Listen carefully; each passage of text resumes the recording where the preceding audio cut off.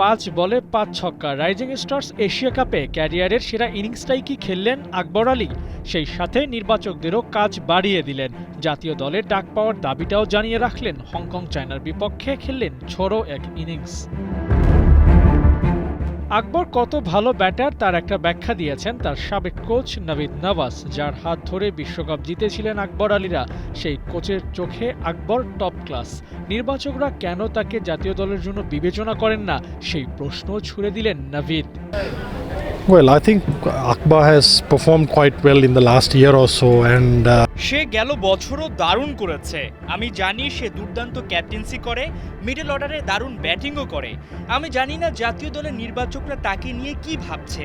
তার কাছ থেকে বাংলাদেশ অনেক কিছু পেতে পারে। আমি মনে করি সে শীঘ্রই জাতীয় দলে ডাক পাবে এবং ভালো করবে। play for Bangladesh very soon. I think he deserves it.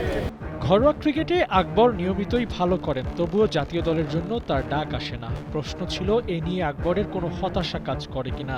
না, এটা আসলে খারাপ লাগা ওইভাবে করে না। আমি চিন্তা করি যে আমি যদি আরও ভালো করি অবশ্যই আমারও সুযোগ আসবে, বাট ওদেরকে নিয়ে আমার কোনো নেই যে ওরা খেলতেছে আমি খেলতেছি না, এরকম বিষয়টা এমন না, কখনোই এমন না। সবসময় চিন্তা করি আমি যদি নিজে ভালো করতে পারি আমারও নিজেরও সুযোগ আসবে ইনশাল্লাহ।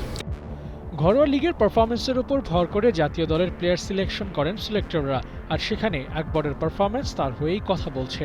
গেল 2 এনসিএল টি20তে ক্যাপ্টেন্সি করে দলকে শিরোপা জিতিয়েছিলেন। ব্যাট হাতেও দিয়েছিলেন নিজের সেরাটা।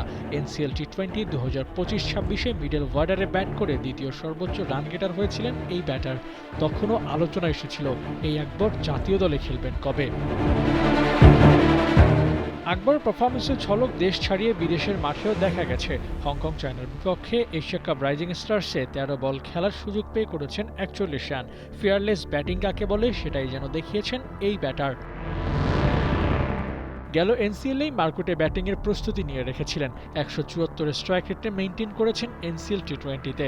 মিডল অর্ডারের জন্য বেশ ভালো অপশন হতে পারেন আকবর। সেই সাথে উইকেট কিপিং তো আছেই। নেতৃত্বের হিসেবটা না হয় পরেই করা যাক।